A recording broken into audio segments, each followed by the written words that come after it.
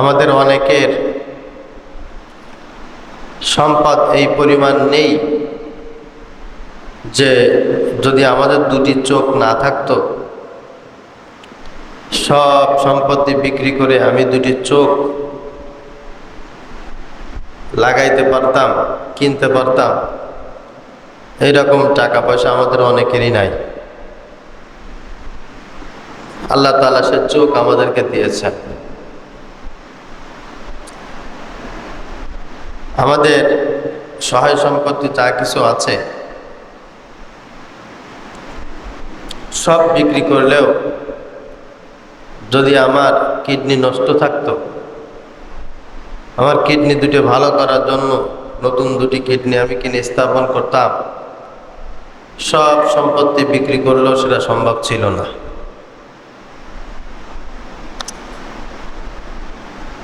অনেকে আসে আমাদের কাছে, হুজুর আমার একটা ছেলে হয়েছে বোকা, অটিস্টিক, প্রতিবন্ধী, কোটি টাকা খরচ করে ফেলেছি হুজুর, ছেলেটা ভালো হচ্ছে না। একটা ডাক্তারের সন্ধান দেন, একটা কবিরাজের সন্ধান দেন। আমার একজন বন্ধু আছে, অনেক বড় মাপের একজন সরকারি অফিসার, একজন জজ।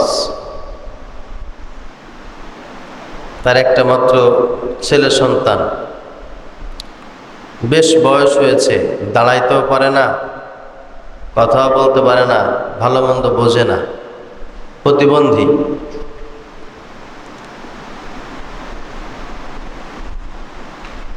ছেলের জন্য সবকিছু করার মতো অ্যাবিলিটি তার আছে, তারপরেও কাজ হয় না।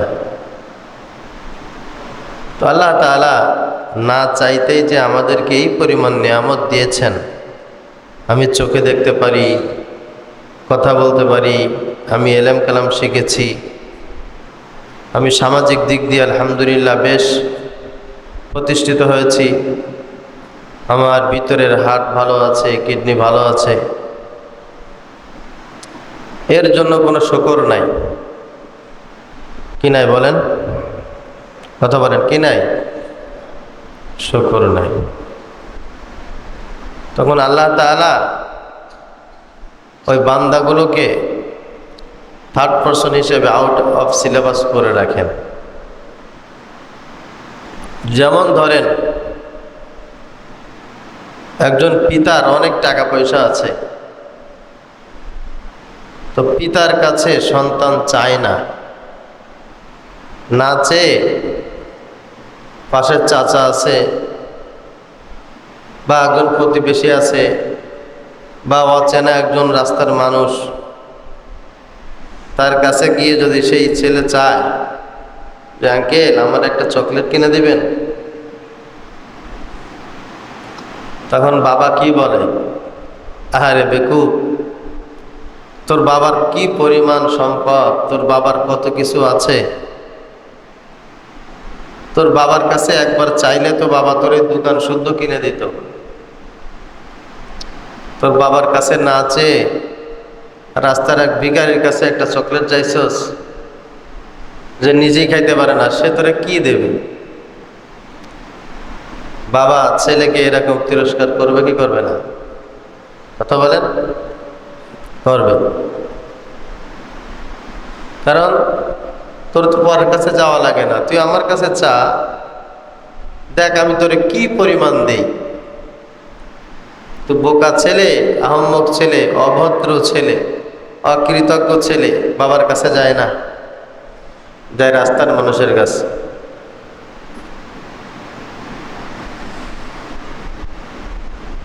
আল্লাহ তাআলা যিনি আমাদেরকে এত কিছু দিয়েছেন, কোটি কোটি কোটি টাকার সম্পদ, যার কোনো দাম কেউ দিতে পারবে না, এরকম সম্পদ আল্লাহ আমাকে দান করেছেন। আমার ব্রেন ভালো, আমি কথা বলতে পারি, আমার চোখ ভালো, আমার কান ভালো, আমার হার্ট ভালো, আমি ল্যাংড়া খোড়া না, এই আল্লাহ তাআলা এত নিয়ামত আমাকে দিয়েছেন, আল্লাহর কাছে এর চাইতে বড় নিয়ামত আছে না? কথা বলেন। এত কিছু দেওয়ার পর বান্দা যখন আরেকজনের কাছে হাত পাতে, আরেকজনের কাছে চায়, আল্লাহ তাআলা তখন বান্দাকে অন্যের হাওলা করে দেন। যা, এত কিছু দিলাম, তোর আল্লাহর এত কিছু আছে, তোর মালিকের এত কিছু আছে, তুই তোর মালিকের কাছে চাস না, অন্য লোকের কাছে চাস? বেকুব কোথাকার, যা।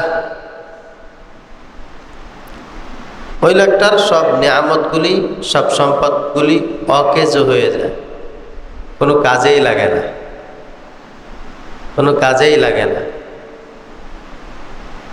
কোনো কাজে লাগে না।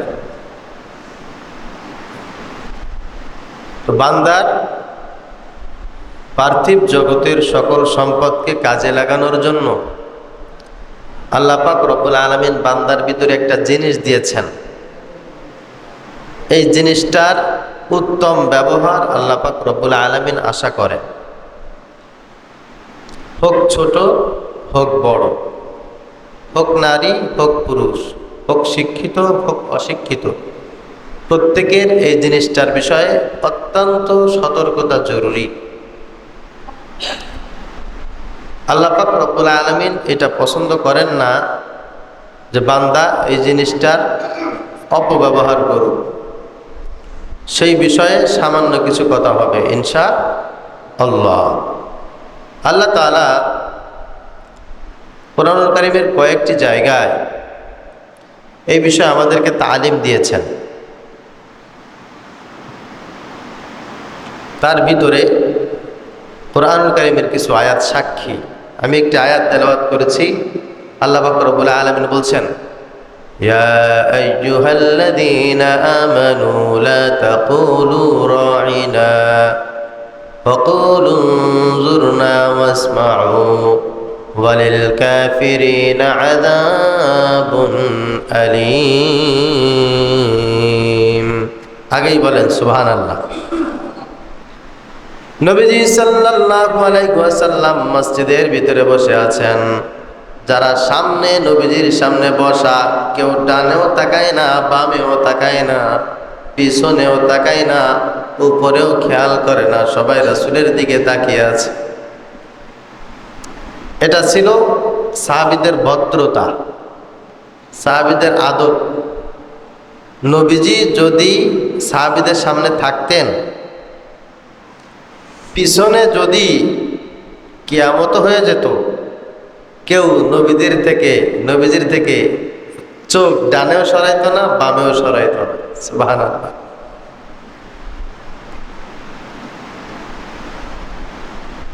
পিছনে কে আসলো কে গেল খেয়াল করতো না, খেয়াল থাকতো না। রোমের সম্রাট নবীজি সাল্লাল্লাহু আলাইহি ওয়াসাল্লামের তিরোধানের পর একটা যুদ্ধের ঘোষণা করল। হযরত আমর ইবনুল আস রাদিয়াল্লাহু তাআলা আনহু সেই যুদ্ধে অংশগ্রহণ করেছিলেন। আমিরের ইতাআত ছিল কেউ নেতার বাহিরে একটা টু শব্দ করবে না, নেতা যা বলবে তাই শুনতে হবে। মুসলমানদের আমির নামাজের ইমামতি করছেন, পিছন দিয়ে হাজার হাজার সাহাবীরা নামাজ আদায় করছেন। রোমের সৈন্যরা, কাফেররা পিছনের এক কাতার মানুষকে একভাবে কল্লাটা আলাদা করে দিয়েছে, সবগুলোকে শহীদ করে ফেলছে। সামনের কাতারের একজনও নামাজ ছাড়ে নাই, কেউ জানেও না। নামাজের ভিতরে তাদের মনোযোগ ছিল এরকম। তার ওই কাতারের মানুষকে শাহাদাত বরণ করা শেষ, সামনের কাতারে চলে আসছে। মানুষের কোনো খেয়াল বিশৃঙ্খলা মসজিদের ভিতরে এক জাররা পরিমাণ ছিল না। এভাবেও যখন মুসলমানদেরকে ছন্ন ছাড়া করা যায় নাই, তখন এক খ্রিস্টান একটা মারাত্মক কাজ করছে। কি কাজ? আগেই পড়েন নাউজুবিল্লাহ। কাজটা করেছে হচ্ছে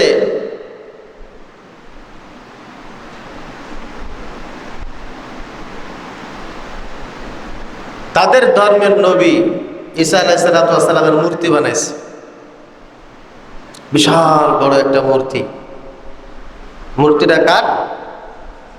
ঈসা নবীর। তারা যেভাবে পারে আর কি। বানানোর পর রাতের বেলা ওই খ্রিস্টান ওই মূর্তির নাক ভেঙে ফেলছে। পরের দিন মুসলমানদের যিনি লিডার ছিলেন তার কাছে এসে বিচার দিছে যে আপনাদের ভিতর দিকে আল্লাহ নবীর কোন একজন সাহাবী আমাদের ঈসা নবীর মূর্তির নাক ভেঙে ফেলছে, নাক কেটে দিছে। জিজ্ঞাসা করছে, এই আল্লাহর নবীর সাহাবীরা, মুসলমানেরা, এই কাজ কে করছো? তাদের ধর্ম তারা পালন করতেছে, আমরা এখানে জিহাদ করার জন্য আসছি, কাউকে অপমান করার জন্য নয়। ঈসা নবীর মূর্তির নাক কে ভেঙে দিছ? সব মুসলমানেরা মাথা চুপ, বলে আমরা ভাঙি নাই, আমরা ভাঙি নাই। তখন খ্রিস্টানদের এই পাদ্রী বলতেছে, তোমাদের মুসলমানদের ভিতরে যেহেতু কেউ স্বীকার করে নাই, সেহেতু এইটার প্রতিশোধ আমরা নেব। কি প্রতিশোধ? প্রতিশোধটা হচ্ছে আমরাও তোমাদের নবীর একটা মূর্তি বানাবো। নাউজুবিল্লাহ পড়েন। সব মানুষকে ডেকে লক্ষ লক্ষ মানুষের সামনে তোমাদের নবীর মূর্তির নাক আমরা ভেঙে দেব। প্রতিশোধ সমান সমান। আর যে স্বীকার করবে যে আমি মূর্তি ভেঙেছি, আমরা শুধুমাত্র তাকে ডেকে তার নাকটা কেটে দেব। এটা হচ্ছে বিচার, আর কোনো বিচার নাই। তো মুসলমানরা তো সবাই মাথা নিচু করেছে। আসলে তো মুসলমানরা কেউ সেই মূর্তির নাক ভাঙে নাই।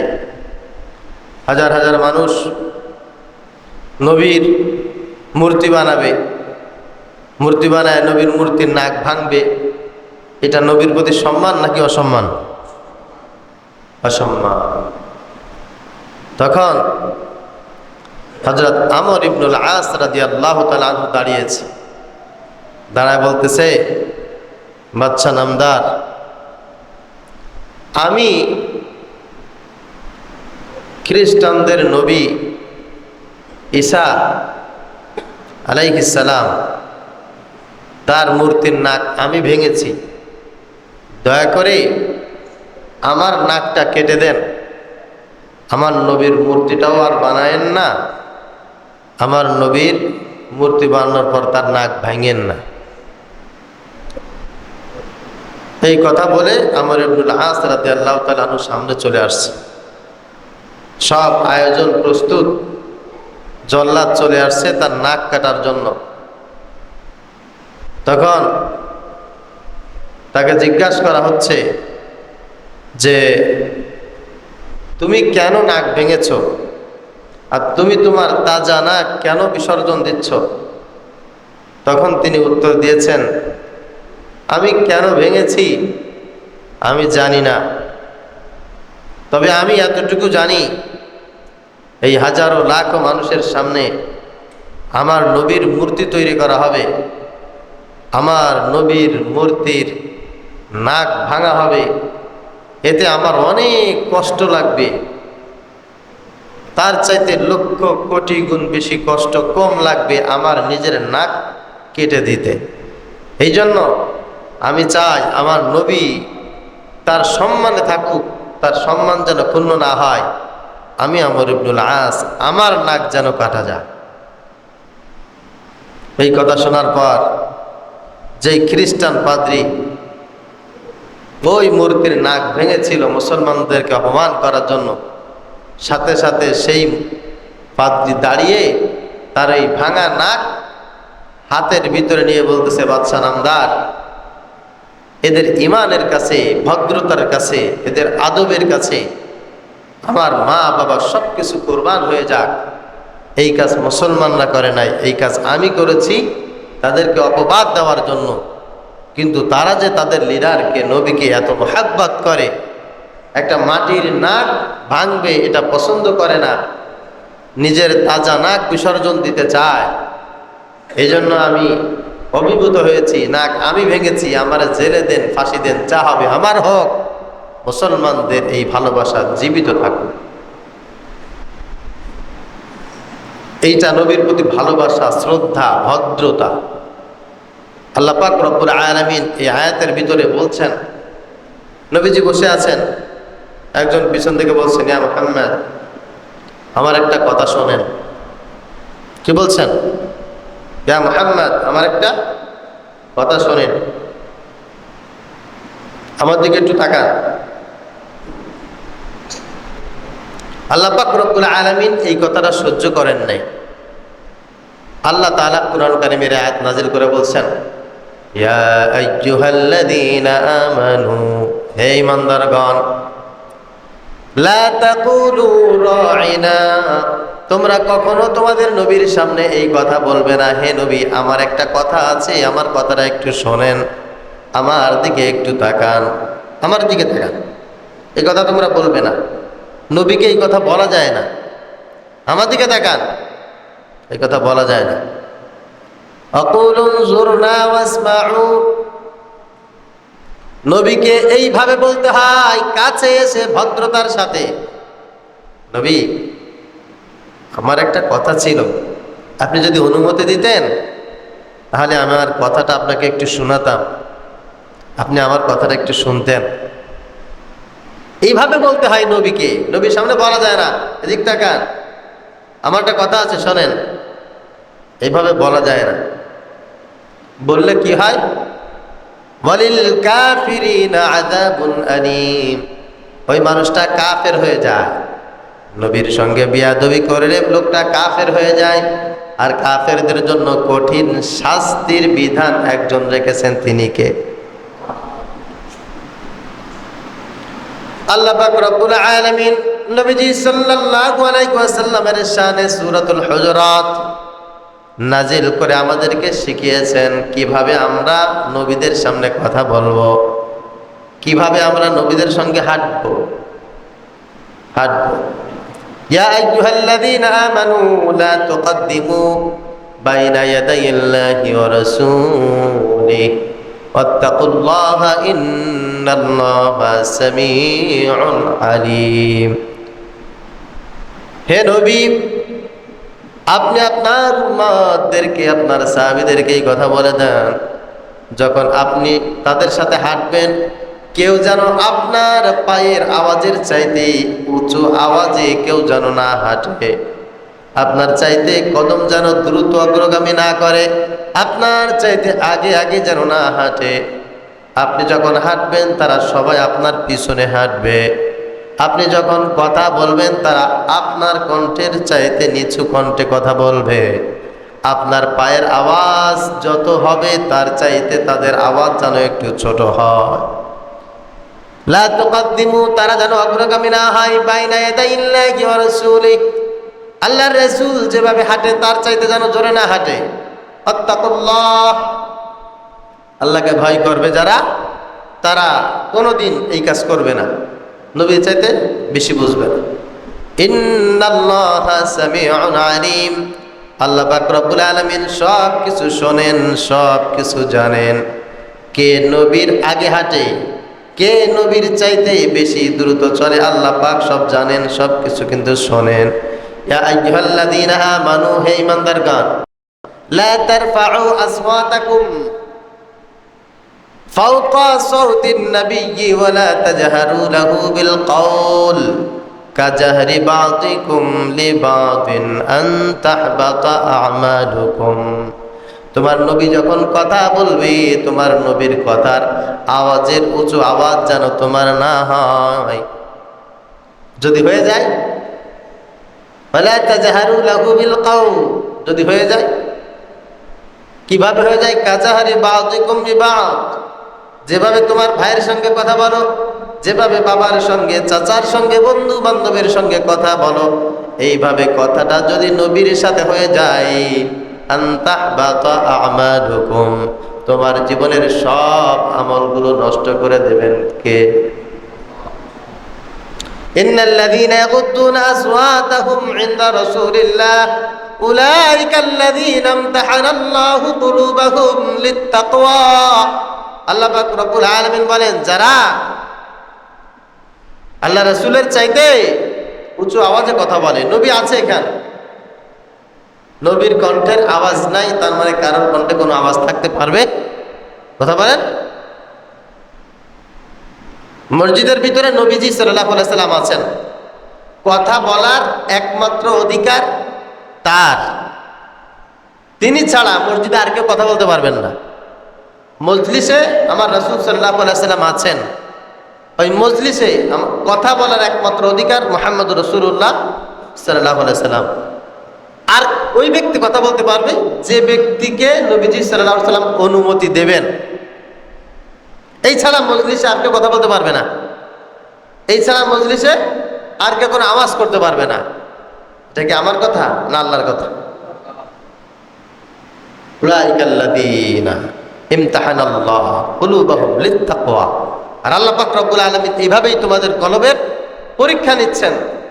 পরীক্ষাটা আল্লাহ তাআলা এইভাবেই সাজিয়েছেন, এভাবেই সাজিয়েছেন। অনেক বড় বড় এমপি, মন্ত্রী, লিডার, মক্কার বড় বড় বিশাল বড় বড় কুরাইশের নেতা ছিল, কোনোদিন নবীজি সাল্লাল্লাহু আলাইহি সাল্লামের সামনে এসে কথা বলতে পারেন নাই। যা কিছু বললাম এবার শিক্ষা গ্রহণ কর, শিক্ষা গ্রহণ করেন। বহু বড় বড় আবেদ নষ্ট হয়ে গেছে নবীদের সঙ্গে এই টুকটাক বিয়াদবি করার কারণে। মানুষ বিয়াদবি করে অনেকভাবে। সবচাইতে মারাত্মক বিয়াদবির কথা কোরআনুল কারিমে যেভাবে আসছে তা হচ্ছে মুখের ভাষার কারণে। কিসের কারণে বলেন দেখি ভাই, সবাই বলেন। মুখের ভাষা। কওলাল লাইয়িনা লাআল্লাহু ইয়াতাযাক্কারু আও ইয়াখশা। রাব্বি ইশরাহ লি সাদরি ওয়া ইয়াসসির লি আমরি আহলুল উকদাতাম মিন লিসানি ইয়াফকাহু কাওলি। মুখের ভাষা নরম করার জন্য, মুখের ভাষার ভদ্রতার জন্য আল্লাহ পাক রব্বুল আলামিনের কাছে নবীরা পর্যন্ত চেয়েছেন, আল্লাহ আমার মুখের ভিতরে ভদ্রতা দান করেন, কোমলতা দান করেন, মুখের ভিতরে মিষ্টি আচরণ দান করেন। আমি যেন সবার সাথে ভদ্রতা বজায় রেখে চলতে পারি, আমি যেন মুরব্বী কারোর সাথে খারাপ আচরণ না করি, আমি যেন যে কথা বলা দরকার তার চাইতে বেশি একটা কথাও না বলি। নবীজি সাল্লাল্লাহু আলাইহি ওয়াসাল্লাম আল্লাহ পাক রব্বুল আলামিনের কাছে চেয়েছেন, হযরত ঈসা আলাইহিস সালাতু ওয়াস সালাম চেয়েছেন, হযরত মূসা আলাইহিস সালাতু ওয়াস সালাম আল্লাহর কাছে চেয়েছেন, আল্লাহ আমার মুখের ভিতরে যে কথাগুলি বলার শক্তি আপনি দিয়েছেন, এই কথাগুলো যেন ভদ্রতার কথা বের হয়। আমার প্রিয় মুসল্লিনে কেরাম, আপনাদের ইমানদার যারা আছেন, মুসলমান যারা আছেন, নামাজের কারণে যত মানুষ জাহান্নামে না যাবে, ইমানদার মুসলমানেরা বেয়াদবির কারণে তার চাইতে বেশি জাহান্নামে যাবে। হজ না করার কারণে যত মানুষ জাহান্নামে যাবে, তার চাইতে বেশি সংখ্যক মানুষ জাহান্নামে যাবে বেয়াদবির কারণে। যাকাত আদায় করার কারণে যত মানুষ জাহান্নামে যাবে, তার চাইতে বেশি সংখ্যক মানুষ যাবে বেয়াদবির কারণে। হুজুর এটা কোনো কথা না? কথা তো। এখানে যারা আছি ভাই, সবার উপরে কি নামাজ ফরজ? আরে কথা বলেন না, সবার উপর নামাজ ফরজ হয়েছে? এখানে যারা আছে সবার উপরে নামাজ ফরজ আছে? সবার উপরে যাকাত ফরজ আছে? হজ ফরজ আছে? নাই তো। কিন্তু আদব বজায় রাখা প্রত্যেকের উপরে কি বলেন? কথা বলেন, বড় ফরজ। আমার এই এলাকার ভিতরে যারা আছে সবার উপরে যাকাত ফরজ, হজ ফরজ, কিন্তু ভদ্রতা, কথা বলেন, আপনি শিক্ষিত হইলেও ভদ্রতা আপনার উপরে ফরজ, মূর্খ হইলেও ভদ্রতা আপনার উপরে কি ফরজ। ভদ্রতা প্রত্যেকের জন্য, এটা এমন একটা নিয়ামত, প্রত্যেকের ভদ্র হতে হবে, প্রত্যেকের ভদ্র হতে হবে। বেয়াদবি করবেন তো আল্লাহর রহমত থেকে আপনার রশি ছিঁড়ে যাবে। একটা তসবির দানা, হাজার হাজার দানা হোক, 500 দানা হোক, 1000 দানা হোক, একটা তসবির দানা এক জায়গাতে রশি ছিঁড়ে দেন, কি হবে? মুহূর্তের ভিতরে সব ঝরে মাটিতে পড়ে যাবে। একজন বেয়াদব যত বড় আল্লাহওয়ালা হোক না কেন, যত বড় সম্পত্তিশালী হোক না কেন, যখনই বেয়াদবি করে তার আমলের রশি ছিঁড়ে যায়, ইমানের রশি ছিঁড়ে যায়, সঙ্গে সঙ্গে লোকটা ভস্ম হয়ে যায়, সব শেষ হয়ে যায়। আমরা কেন যেন দিন দিন সব বেয়াদব হয়ে যাচ্ছি, সব বেয়াদব হয়ে যাচ্ছে। ছাত্ররা উস্তাদের সাথে বেয়াদবি করে। আগে উস্তাদদেরকে যে সম্মান ছাত্ররা করত, আপনারা বলেন দেখি, ছাত্ররা কি সেই সম্মান উস্তাদদেরকে এখন করে? কথা বলেন। একজন অভিভাবক যার ছেলে যার মেয়ে তার উস্তাদের কাছে পড়তো, সে অভিভাবকরা কি এখন উস্তাদকে সে সম্মান করে?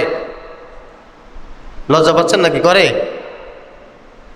একজন মসজিদের ইমামকে যে সম্মান আগের মানুষ করতো এখন তা করে? এটা কিসের লক্ষণ ভাই? বেয়াদবের লক্ষণ। সবাই বলেন কিসের লক্ষণ? বেয়াদবের লক্ষণ। এজন্য বেয়াদবের কোনো পরিচয় নাই, ওর পরিচয় একটাই, ও বেয়াদব।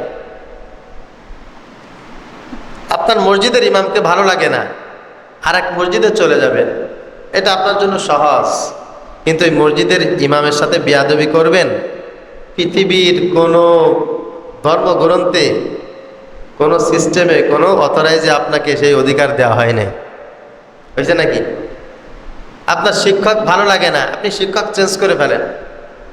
আপনি শিক্ষকের কাছে ভালো লাগতেছে না, আর একজন শিক্ষকের কাছে যান, তার কাছে পড়বেন। কিন্তু এই শিক্ষকের কাছে ভালো লাগে না বলে এই শিক্ষকের সাথে বেয়াদবি করবেন, এরকম কোনো অধিকার পৃথিবীর কোনো কনস্টিটিউশন আপনাকে দিয়েছে?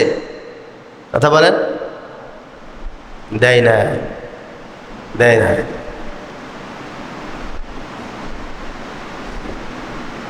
আপনি আদব শিখবেন কোথা থেকে? আদব শিখবেন কোথা থেকে? যাদের কাছ থেকে মানুষ আদব শিখবে পৃথিবীতে, একজন হচ্ছে মুহাম্মদুর রাসূলুল্লাহ সাল্লাল্লাহু আলাইহি সাল্লাম। নবীজি সাল্লাল্লাহু আলাইহি সাল্লাম বলেছেন, আল্লামানি রাব্বি ফাআহসানা তা'লিমি। আমাকে আল্লাহ পাক রব্বুল আলামিন আদব শিখিয়েছেন। সুবহানাল্লাহ। নবীজিকে আদব শিখিয়েছেন কে? ফাআহসানা তা'লিমি। আর আমার আল্লাহর চাইতে উত্তম তালিম আমাকে কেউ দিতে পারে নাই। নবীজি সাল্লাল্লাহু আলাইহি সাল্লাম আদব শিখেছেন, এলেম শিখেছেন, আল্লাহ পাক শিখিয়েছেন। হযরত আব্বাস রাদিয়াল্লাহু তাআলা আনহু নবীজির চাচা ছিলেন, আপন চাচা।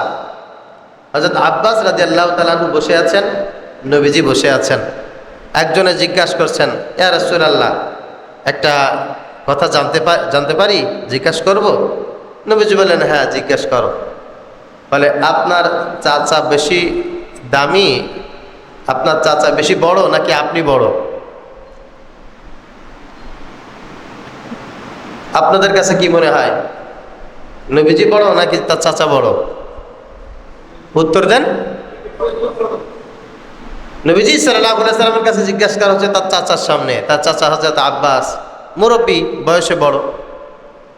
এখানে আরেকটা কথা বলে রাখি আমি, সেটা হচ্ছে অনেক মুরব্বী আছে, দাড়ি পেকে গেছে, দাদা হয়েছে, নানা হয়েছে, তার ভারে কোনো মানুষ তার সাথে কথাই বলতে পারে না।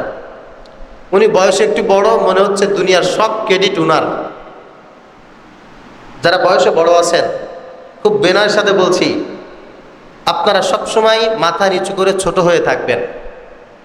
কারণ বয়সে বড় হওয়ার ভিতরে কোনো ক্রেডিট নাই, কোনো যোগ্যতা নাই, স্পেশাল কোনো দক্ষতাও নাই। আপনি বয়সে বড়, এটা কি আপনি পৃথিবীতে আগে আসছেন নাকি আল্লাহ আগে পাঠাইছে আপনাকে? বুঝেন নাই? আল্লাহ আপনাকে আগে পাঠাইছেন নাকি আপনি আগে আগে আসছেন? যদি আগে আসা যেত তাহলে আমি আগে আসতাম, আপনি পরে আসতেন, আপনার আগেও আমি আসতাম। তো পৃথিবীতে কোন মানুষটা কখন আসবে এটা কি আপনার সিদ্ধান্ত, আমার সিদ্ধান্ত, না আল্লাহর সিদ্ধান্ত? এই জন্য মুরব্বী যারা আছেন তারা মনে মনে ভাববেন যে আমাকে আল্লাহ আগে পাঠাইছে, এতে আমার কোনো ক্রেডিট নাই, হয়তোবা আমাকে দিয়ে আগে আগে কোনো কাজ আল্লাহর করানোর ইচ্ছা ছিল, আমি করতে পারি নাই, এই জন্য আমি লজ্জিত। আর যারা ছোট আছেন আপনি চিন্তা করবেন উনি পৃথিবীতে আগে আসছেন, তার মানে নেকির কাজ, ভালো কাজ উনি অনেক বেশি করেছেন, আমার চাইতে অনেক বেশি করেছেন, এই জন্য ওনাকে সম্মান করতে হবে। মনে থাকবে ইনশাআল্লাহ। তো অনেকে আছে না, বয়সে বড় হওয়ার কারণে এমন ভাবসাব দেখায় কেমন যেন দুনিয়ার সব সে একাই জানে আর কেউ কিছু জানে না, এরকম আছে না নাই? বড় হওয়ার কৃতিত্ব হচ্ছে কর্মে যে বড় সে, কর্মে যে বড় সে।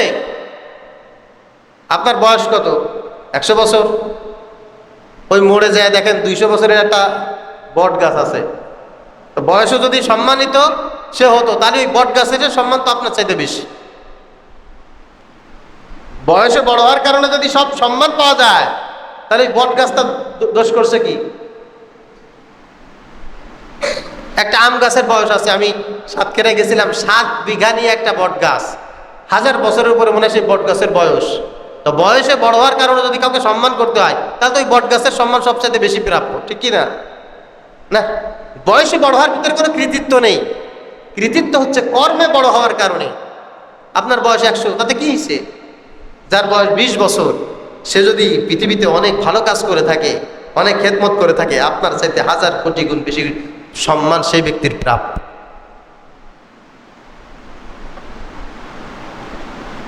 তবে নবীজি সাল্লাল্লাহু আলাইহি ওয়াসাল্লাম বলেছেন, মাল্লাম ইয়ারহাম সাগীরানা ওয়া লাম ইয়াকির কাবীরানা ফালাইসা মিন্না। যে ব্যক্তি বড়কে সম্মান করে না, ছোটকে স্নেহ করে না, সে আমার উম্মত না, উম্মতি না। যারা বড় যারা আছে ওদের নেকি বেশি, ওরা পৃথিবীতে অনেক কিছু দেখছে, এজন্য ওদেরকে সম্মান করবে, শ্রদ্ধা করবেন। আর যারা মুরব্বী আছেন তারা চিন্তা করবেন, আরে আল্লাহ আমাকে পৃথিবীতে আগে পাঠিয়েছিল, অনেক কিছু করার দায়িত্ব ছিল আমার, আমি তো কিছু করতে পারি নাই। এই এলাকায় আমি এই লোকটার চাইতে 50, 60, 70 বছর আগে পৃথিবীতে আসছি, এই লোকটা দুনিয়ায় যা করছে আমি তো কিছু করতে পারি নাই, অথচ আমি আগে আসছি, দায়িত্ব ছিল আমার আগে করার, ঠিক কিনা বলেন? দায়িত্ব আমার ছিল, আমি করতে পারি নাই, এই লোকটা করছে, এই জন্য কি আমার স্নেহ করা উচিত, সম্মান করা উচিত। নবীজি সাল্লাল্লাহু আলাইহি ওয়াসাল্লাম উত্তর দিয়েছেন, দেখো তুমি জানতে চেয়েছো যে আমার চাচা বড় না আমি বড়, মূলত বিষয়টা হচ্ছে আমার চাচা আমার চাইতে বয়সে অনেক বড়, কিন্তু আল্লাহ তাআলা আমাকে সম্মানিত করেছেন। সুবহানাল্লাহ বলেন। সম্মানিত আল্লাহ আমাকে করেছেন, কিন্তু চাচা আমার বয়সে অনেক বড়। এটা হচ্ছে আদব। এটা কি বলেন? আদব, আদব, আদব, আদব বজায় রাখতে হবে। আমি যে কথাগুলো বলেছি আল্লাহ পাক রব্বুল আলামিন আমাদেরকে আদব শিখিয়েছেন। বিশ্বাস করেন বর্তমানে মানুষের ভিতরে এই জিনিসটার এত বেশি ঘাটতি। বাচ্চা আমার কাছে পড়ে, আমি আমার মাকে, আমার আব্বা তো আসলে খুব সহজ সরল মানুষ ছিল, আপনারা জানেন। আমার আব্বা, আমি যত জায়গায় পড়াশোনা করেছি, 2-1 বার গেলে গেছে, না গেলে না গেছে, যায় না, এটাই ঠিক। আমার কোনো উস্তাদের সাথে কথা বললে আমার মা কথা বলতেন, মাদ্রাসায় গেলে আমার মাই যাইতেন। আমাদের উস্তাদদেরকে আমার মা, বাবার চাইতে বেশি সম্মান আমাদের উস্তাদদেরকে আমার মা দিয়েছেন। বাবার চাইতে বেশি সম্মান আমার মায়ের কাছে আমার উস্তাদ পেয়েছেন। আর এখনকার মা বাপ যারা আছে উস্তাদদেরকে কামলার নজরে দেখে। হুজুর আমার ছেলের এই অবস্থা, কি করেছেন, দিয়েছেন, এ করছেন, তা হুকুম দেয়, হুকুম দেয়। অথচ আমাদের বাবা মা জীবনে কোনোদিন আমাদের উস্তাদের সামনে মাথা উঁচু করে কথা বলবে সাহস করে নাই, সাহস করে নাই। এখনকার অভিভাবকগুলো কেন জানি বিয়াদবি করে বেশি। ইল্লা মাশাআল্লাহ, ভালো কিছু আছে না নাই? কথা বলেন। কিছু তো আছে, কিছু তো আছে। আপনারা এখানে যারা বয়স্ক আছেন, আপনাদের শিক্ষকরা আপনাদেরকে মারে নাই, শাসন করে নাই? আব্বা আম্মারে বলতে সাহস করছেন কোনোদিন? আর এখন কি হয় জানেন, একটু ধমক দিছে, এই পড়ানো না কেন? মার কাছে কান্দে কান্দে কয়, মা হুজুর আমারে ধমক দিছে। কি? আমি বেতন দেই না? হুজুর তোর ধমক দিল, দাঁড়া, এই হাট নিয়ে আসেন। হুজুর আপনি আমার বাচ্চারা ধমক দিলেন কেন? আমি যা বলতেছি কি বেশি বলতেছি নাকি বাস্তব কথা? কি হবে বলেন, কি হবে? এই জন্য আপনাদের কাছে আমার একটা রিকোয়েস্ট, জীবনে কোনোদিন বেয়াদবি করবেন না মুরব্বীদের সাথে, আলেমদের সাথে, উস্তাদদের সাথে। বেয়াদবি করবেন তো তাকদির নষ্ট হয়ে যাবে। আমাদের এই মাদ্রাসা থেকে অনেক ছাত্র হাফেজ হয়েছে, বিভিন্ন জায়গায় পড়াশোনা করতেছে। আমাদের এখানে পড়াশোনা করে কিছুদিন পড়াশোনা করে চলে গেছে হাজারের উপরে শিক্ষার্থী। কোনো একটা ছাত্রর বেয়াদবির কারণে আমার নজরে পড়ে না, সেই ছাত্রটা কষ্টে আছে। যত ছাত্র জীবনে কষ্টে আছে সব তার বাপ মার বেয়াদবির ফসল।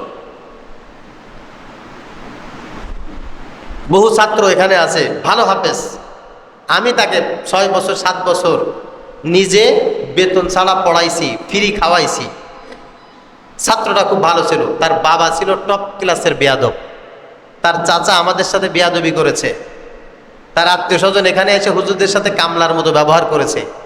সেই ছাত্র এখন সিগারেট খায়, ভ্যান চালায়। আপনাদের পরিচিত, খোঁজ করে দেখবেন। বাগান থেকে ধরে আনছিলাম, গুল খাইতো, গাছে গাছে থাকতো, এখানে আইনা হাফেজি পড়াইছি।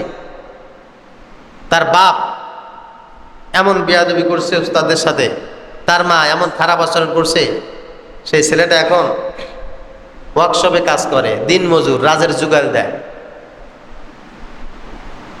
ছাত্রদের বেয়াদবি মনে থাকে না, ছাত্ররা ওইখানে তো সবসময় দুষ্টমি করে, ঠিক কিনা? পোলামানের কাজ কি বলেন? দুষ্টমি করা। দুষ্টমি করবে, উস্তাদ শাসন করবে, ঠিক হয়ে যাবে।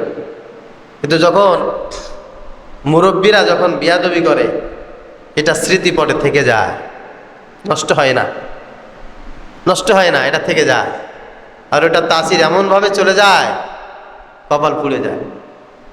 নির্ঘাত এই ছাত্রটার কপাল পোড়ার কারণ হচ্ছে তার পিতা, তার মাতা। আপনারাও যারা বাচ্চাদেরকে লেখাপড়া শেখাইতে পারেন নাই, আল্লাহর কসম, আমি ইমরান হিসেবে না, একজন শিক্ষক হিসেবে বলছি, আপনারা যারা আপনাদের বাচ্চাদেরকে লেখাপড়া শেখাইতে পারেন নাই, আপনাদের বাচ্চাদের কারণে না, আপনাদের বেয়াদবির কারণে হয় নাই। এরপরেও যদি কারণ হুজুর আমি খুব আচরণ করেছিলাম, ভালো হয় নাই, যদি এরকম হয়ে থাকে মনে করতে হবে আল্লাহর তরফ থেকে পরীক্ষা আছে না নাই। নবীদের সন্তান 2-1 নবী এরকম আছে না, ছেলে মেয়ে কাফের ছিল, নূহ আলাইহিস সালামের ছেলে কাফের ছিল, এরকম আছে না? যদি হয় ওই রকম একটা পরীক্ষা। তাছাড়া যে বাবা মা বেয়াদবি করে তার ছেলে মেয়ে মানুষ হয় না। এখনকার বাচ্চাদেরকে একটু মাঠ খুঁটাইতে পারি না, মাঠ পরিষ্কার করাইতে পারি না, রাস্তা পরিষ্কার করাইতে পারি না। এখানকার কিছু ইট আছে, আমার 100 ছেলে পেলে আছে, 1000 ইট যদি মাঠে থাকে, আমরা 100টা ছেলে পেলে যদি 10টা করে ইট উপরে উঠাই, কি পরিমাণ কষ্ট হয় বলেন তো? এটা কোনো কষ্টের ভিতরে পড়ে? এক অভিভাবক এসে বলতেছে, হুজুর আপনার কাজ করার দরকার, আপনি আমাদেরকে বলতেন, আমাদের বাচ্চাদেরকে দিয়ে আপনি ইটটা না ছাদের পরে উঠাইলেন, হুজুর এটা কোন ব্যবসা শুরু করছেন? আমি বলছি, ভাই আমার ভুল হয়ে গেছে। কি হয়েছে? আমার ভুল হয়ে গেছে, আপনার বাচ্চাকে দিয়ে এই কাজটা কারণ আমার উচিত হয় না, ভাই আমার ভুল হয়ে গেছে। আমি আজকে এখানে আমার বহু হিতাকাঙ্ক্ষী আছেন, জীবনে আপনারা কোনোদিন আমার দিকে ফিরেও তাকান নাই, আমার দিকে আপনারা ফিরেও তাকান নাই। কয়েকজন আছেন ভালোবাসেন, আমি যখন না খেয়ে থাকতাম আপনারা কেউ কোনোদিন আমার দিকে ফিরেও তাকান নাই। আমি যখন বুঝি না, 7 বছর 8 বছর বয়স, রূপসা থেকে ভ্যান চালিয়ে নিরালা বাজার গেছি আমি সপ্তাহে 2 দিন। এক শনিবারে যাইতাম নিরালা বাজার, বুধবারে যাইতাম নতুন বাজার মাদ্রাসার তরকারি কালেকশন করার জন্য। ভ্যান চালাইয়া যা বলছি মাদ্রাসার জন্য তরকারি দেন। রূপসা বাজারে সোমবার তরকারি কালেকশন করছি। প্রতি শুক্রবার মুষ্টির চালের ব্যাগ ঘাড়ে করে নিয়ে আমি রূপসায় 4টা গ্রাম মুষ্টি চাল কালেকশন করছি। আমি করছি। সেই সময় কারো 4 আনা পয়সা ছিল না, আমার একটা লজেন্স কিনে দেবে এরকম 4 আনা পয়সার লোক ছিল না। মাদ্রাসার বেতন দিতে পারি নাই, মাদ্রাসার বেতন দিতে পারি নাই। 1 দিন 2 দিন না, বছরের পর বছর এই কষ্ট করে মুষ্টি চাল কালেকশন করে, বাজার কালেকশন করে পরিবারের টিউশনি করাইছি। 1 বেলা পড়াইছি, 1 বেলা খাবার দিছে। 50 টাকা দিছে, 30 টাকা দিয়ে হুজুরের বেতন দিছি আমি। কোনোদিন বিয়াদবি করি নাই কারোর সাথে, কারোর সাথে বিয়াদবি করি নাই। ক্রেডিট নিতে যাই নাই, কোনোদিন ক্রেডিট নিতে যাই নাই। আমার দাদি যখন আমি এসএসসি পরীক্ষা দেই, আমার দাদি জীবিত ছিলেন। সবাই বলে এসএসসি পরীক্ষা দেওয়ার সময় যে মুরব্বীদের দোয়া আনতে হয়। আমি দোয়া নেবো কার কাছ থেকে? আমি থাকি এতিমখানায়, এতিমখানায় থাকি আমি। আমি দাদির কাছে আসছিলাম, দাদি পরীক্ষার্থী, 6 জন পরীক্ষার্থী ছিল আমাদের ভাই বোনের ভিতরে। দাদি আমাকে 50 টাকা দিছিল, দিয়ে বলতেছিল সবাইকে দিয়ে দিছি, তোমার দেওয়ার মতো তো আর কিছু নাই, তা তুমি আবার কি পরীক্ষা দিবা? তুমি মাদ্রাসায় পড়ো, মাদ্রাসা আবার করে পড়ে কেউ পরীক্ষা দেয় নাকি? আমরা তো জানি না যে তুমি পরীক্ষা দিবা। তাই বলছি, হয় দাদি আমি পরীক্ষা দেব। আমার আত্মীয় স্বজনের ভিতরে একজন বলেছিল আমার দাদিকে, এতিমখানায় পড়ে 50 টাকা দিছে, 50 টাকা জলে গেল, 50 টাকা জলে গেল। আমি আল্লাহর ইজ্জতের কসম দিয়ে বলছি, আমি আমার আত্মীয় স্বজন, মা বাপ, ভাই বোন, চাচা চাচি যারা আছে এলাকায়, জীবনে কোনোদিন কারোর 4 আনার পয়সা চুরি করি নাই। আমি কোনোদিন জীবনে কোনোদিন কারোর গাছের একটা সুবরি চুরি করি নাই, একটা নারকেল চুরি করি নাই, আল্লাহর কসম। কোনোদিন কোনো বাঁশের ঝাড়ের একটা বাঁশ চুরি করি নাই। আমার দাদার যা ছিল এলাকার কোনো মানুষের ছিল না। আমি জানা সত্ত্বে কারোর 4 আনা পয়সার ক্ষতি করি নাই। আল্লাহর ইজ্জতের কসম, আমার আল্লাহর সাক্ষী। আমার চাইতে অভাবে অনেকেই থাকে নাই, কিন্তু তারপরেও কোনোদিন আমি কারো 4 আনার ক্ষতি করি নাই। অথচ আমার এই আত্মীয় স্বজনের ভিতরে আমাকে যেই পরিমাণ গালি দেওয়া হয়, আমি নাকি চুরি করেছি, আমি এরেও নষ্ট করেছি, তা নষ্ট করেছি, যেই পরিমাণ গালি আমাকে দিছে, বহু আল্লাহর ওলিরা এই পর্যন্ত গালি ফেরত দেয় না। এইরকম গালি অনেক মানুষ শোনে নাই। সবর করা, সবার সাথে আদব রক্ষা করে চলার প্রতিদান একজন দেবেন, তিনি কে? আপনি আদব রক্ষা করবেন, সবার সাথে সুব্যবহার করবেন, আল্লাহ তাআলা আপনাকে প্রতিদান দেবেন। কথাটা বলছি 2টি কারণ। হয়তোবা 2-3 মাসের ভিতরে আজকের এই জুমাটা আমার এখানে শেষ জুমা। আগামী 2 জুমা হজে যাওয়ার আগে 2টি জুমা আছে, আমি থাকতেও পারি, নাও থাকতে পারি। আমি যদি এখন মারা যাই, আর যদি কোনোদিন আপনাদের সাথে দেখা না হয়, আমি আপনাদেরকে সাক্ষী রেখে বলতেছি, আমার সাথে কারোর 4 আনা পয়সার লেনদেন নেই, কেউ আমার কাছে 4 আনা পয়সা পাবে না। আমি বাহির দিয়ার কারোর কাছ থেকে 4 আনা পয়সা আওলাদ করি নাই। আমার চাচতো ভাই, আমার চাচা, আমার অনেক বন্ধু বান্ধব আমার কাছ থেকে 100, 500, 200, 1000 টাকা হাওলাত নিচে দেয় নাই, এরকম মানুষ আছে বহু। যদি মরে যাই সবাইকে মাফ করে দিলাম। আমি যদি মরে যাই, কারোর আমার তরফ থেকে ক্ষমা চাওয়ার কোনো দরকার নেই। আমি আমার কাছে 4 আনা পয়সা কেউ পাবে না। আমি যা কিছু করেছি আল্লাহর খুশির জন্য করেছি, দ্বীনের খেদমতের জন্য করেছি। এর ফলাফল আল্লাহ পাক রব্বুল আলামিন দেখাচ্ছেন নাকি দেখান নাই? কথা বলেন প্রিয় ভাইরা আমার। আমাকে যারা মহাব্বত করেন আল্লাহর জন্যই মহাব্বত করেন, আর আমাকে যারা কেউ মহাব্বত না করেন, আমার দোষের কারণে আমার চালচরণ আপনার ভালো লাগে না, সেজন্য আপনি করতেই পারেন, এই স্বাধীনতা আপনার আছে। কিন্তু আল্লাহ তাআলা সবচাইতে বড় বিচারক। এখানে যারা আছি আমরা, দিন যেভাবেই যাক না কেন রাত সবার জন্য আসবে, রাত যেভাবেই আসুক না কেন সবার জন্য সকাল হবে। ঠিক তদ্রূপ একদিন কিন্তু আমাদের সবার মৃত্যুবরণ করতেই হবে, মৃত্যুবরণ করতেই হবে। এইটুক মাথায় রেখে বাকি সময়টা যদি আমরা চলার চেষ্টা করি, ইনশাআল্লাহ আল্লাহ পাক রব্বুল আলামিন হয়তোবা আপনাকে আমাকে বাকি সময়টা ভালো রাখবেন এবং পরকালে মাফ করে দেবেন। আল্লাহ পাক রব্বুল আলামিন সর্বপ্রথমে এই কথাগুলি আমাকে আমল করার তৌফিক দান করেন, যারা শুনলেন সবাইকে আমল করার তৌফিক দান করেন। বাইরের মাইকটা অফ করে দেন। প্রিয় মুসল্লিন ইকরাম, আপনাদের আগেই আমরা একটা মেসেজ দিয়েছিলাম যে আজকে আমাদের 3টে ছাত্র হেফজে শেষ করবে। কিছুদিন আগে একটা ছাত্র হেফজে শেষ করেছিল, আমরা তাকেও এর সাথে যুক্ত করেছি। আমরা শুধু এই 3টে ছাত্রের পড়াই আজকে এখানে শুনব, শেষ সবকটা এখানে শুনব।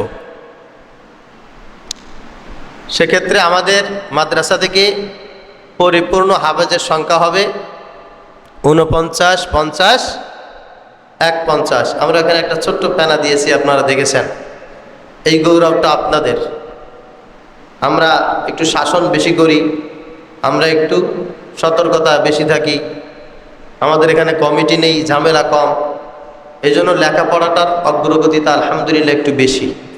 অনেক মাদ্রাসা আছে এত অল্প সময় এতগুলো ছাত্র সেখান থেকে হাফেজ হয় না, আরও অনেকগুলো হওয়ার পথে আছে আলহামদুলিল্লাহ। খুব অল্প সময় 12 মাস আমাদের এখান থেকে ছাত্ররা হেফজে শেষ করে।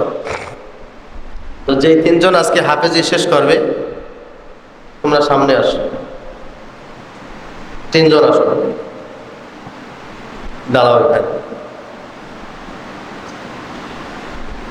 তুমি পিলারের কোনায় যাবে, এই জায়গা আসো, এই জায়গা আসো।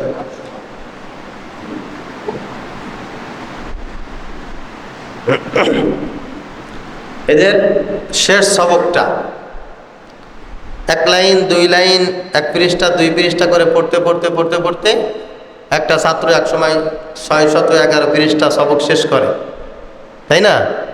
তো শেষ সবকটা অনেক বেশি দামি হয়, স্মরণীয় হয়।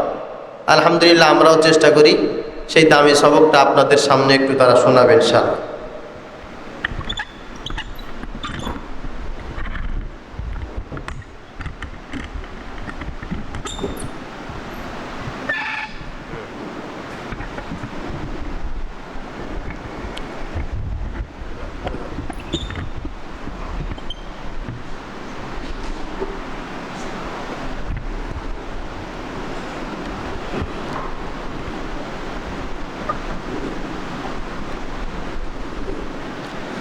السلام عليكم ورحمة الله وبركاته. أعوذ بالله من الشيطان الرجيم. بسم الله الرحمن الرحيم. صبغة الله ومن أحسن من الله صبغة ونحن له عابدون. قل أتحاجوننا في الله وهو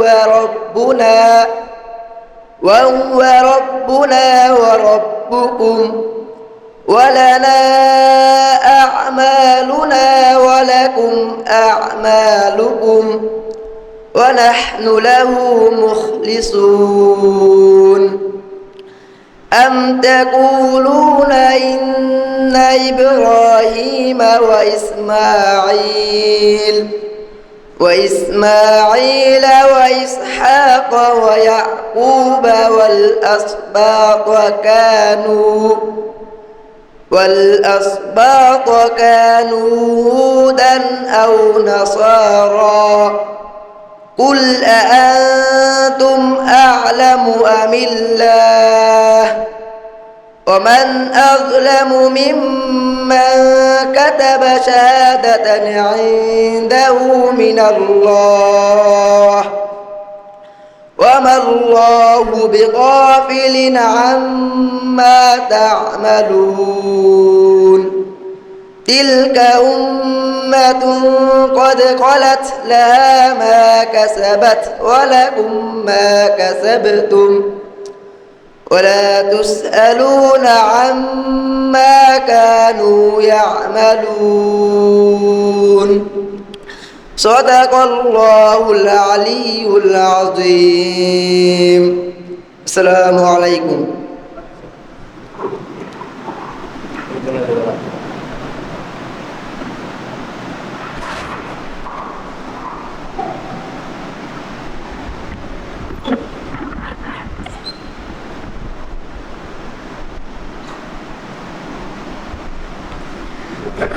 السلام عليكم ورحمة الله وبركاته.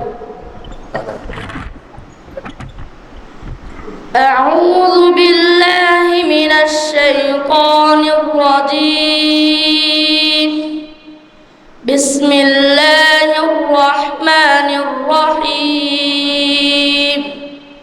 صبغة الله ومن أحسن من الله صبغة ونحن له عابدون. قل أتحاجوننا في الله وهو ربنا وربكم ولنا أعمالنا ولكم أعمالكم ونحن له مخلصون. أم تقولون إن إبراهيم وإسماعيل وإسحاق ويعقوب والأسباط كانوا هودا أو نصارى قل أأنتم أعلم أم الله ومن أظلم ممن كتم شهادة عنده من الله وما الله بغافل عما تعملون. تلك أمة قد خلت لها ما كسبت ولكم ما كسبتم ولا تسألون عما كانوا يعملون. صدق الله العظيم.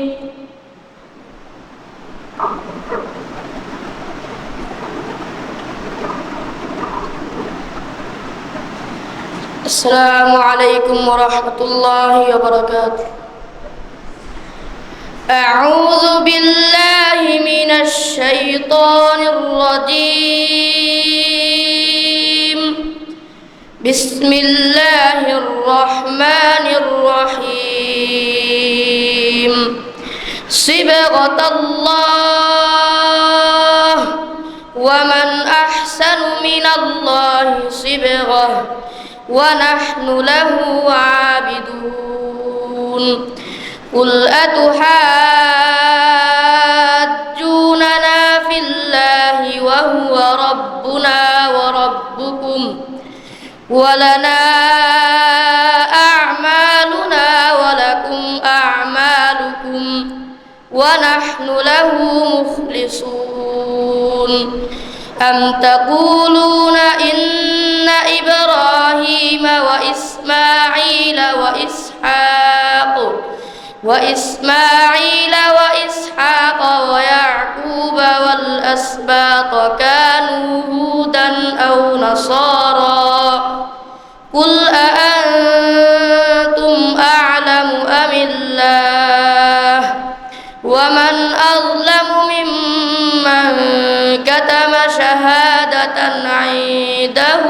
من الله وما الله بغافل عما تعملون تلك أمة قد خلت لها ما كسبت ولكم ما كسبتم ولا تسألون عما كانوا يعملون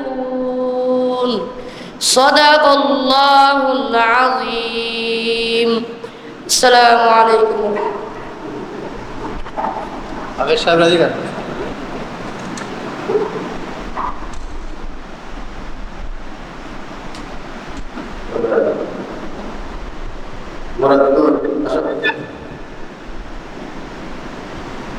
শেরানি কই অসুবিধা না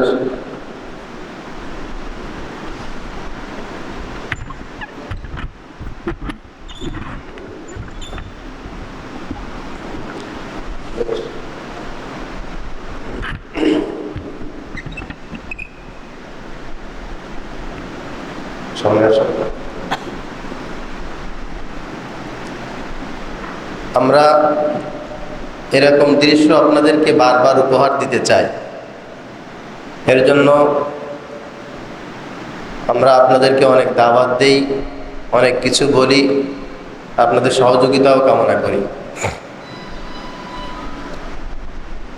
আমি এই পাশে যে দুজন দাঁড়িয়ে আছে এরা হচ্ছে এই বাচ্চাদের অভিভাবক।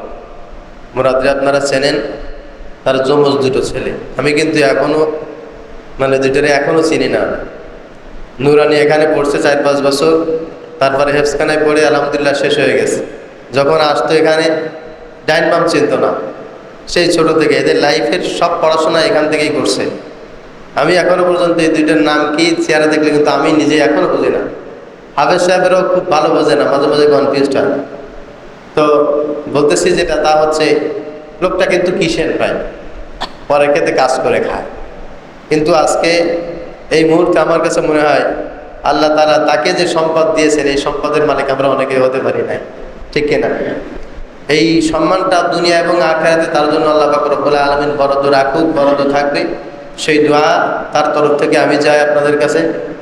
আর শের আলী দেখছেন বর্তমানে আলহামদুলিল্লাহ সে সৌদি প্রবাসী, অনেক কষ্ট করেছে এলাকায় থেকে, ছেলে মেয়েগুলোর জন্য অনেক কষ্ট করেছে, অনেক হিউজ পরিমাণ। এমন এমন সময় গেছে 10টা টাকা বেতন দেবে সেই অ্যাবিলিটিও তার ছিল না, কাজ নেই, এলাকায় সমস্যা। আমি বলেছি ঠিক আছে ভাই, আস্তে আস্তে দেখো কি করা যায়, কি করা যায়। আলহামদুলিল্লাহ সে একটু সৌদি গেছে, হয়তো বা আবার খুব অল্প সময় চলে যাবে। তার জন্য দোয়া চাই আল্লাহ তাআলা তার সন্তানটাকে যেন কবুল করে। তবে এই যারা হাফেজ হয়ে গেছে সবাই যে এই অবস্থায় আল্লাহ নবী হয়ে গেছে তা না। হাফেজ হওয়াটা খুব বেশি বেশি কিছু পেয়ে গেছেন বিষয়টা এরকম মনে করলে আপনার ছেলেদের নষ্ট হইতে সময় লাগবে না। আপনাদের এই ছেলেদের পিছনে অনেক শ্রম বাকি আছে, অনেক সময় বাকি আছে। আমি অভিভাবকদের জন্য তাদের কাছে আমি কৃতজ্ঞ, চিরকৃতজ্ঞ। এলাকায় অনেক মানুষের বাচ্চা কাচ্চা মাদ্রাসায় পড়াইতে চায় নাই, আমি হাতে ধরেছি, পায়ে ধরেছি যে একটা সন্তানকে মাদ্রাসায় দেন। তো তারা সেই সময়ে নির্দ্বিধায় বাচ্চাদেরকে এখানে দিয়ে দিছে। আলহামদুলিল্লাহ আজকে তাদের বাচ্চারা সেই সম্মানটুকু পেয়েছে, হাফেজ হয়েছে। আমি তাদের কাছে কৃতজ্ঞ আর আপনাদের কাছে কৃতজ্ঞ, কারণ এই বাচ্চাদের পিছনের যে খরচ, এই খরচ কিন্তু দেওয়ার মতো অ্যাবিলিটি এই দুই অভিভাবক তাদের সামনে বলছি তাদের ছিল না।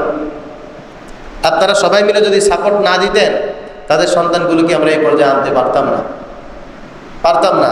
আর এরপরেও আমার উস্তাদা যারা আছেন অনেক সময় শ্রম দেন, আমার অবর্তমানে আমার চাইতে বেশি দায়িত্ব তারা পালন করে। আমি তো আসলে শুধুমাত্র করেছি মাত্র সেই রাত, গভীর রাত 3টে থেকে উঠে শুরু করে 24টা ঘন্টা যেভাবে তাদের ভিতরে সময় দেন, শ্রম দেন। আর এরা কোনো সময় মাদ্রাসা থেকে পালাইয়ে যায়, বাড়ি গেলে আসতে চায় না, খাইতে চায় না, যেই দুষ্টুমি করে সব কিছু আলহামদুলিল্লাহ মেনে নিয়ে বাচ্চাদেরকে সন্তানের মতো আদর করে এ পর্যন্ত তারা নিয়ে আসছেন। এই উস্তাদদের কাছে আমরা চিরকৃতজ্ঞ, ঠিক কিনা বলেন?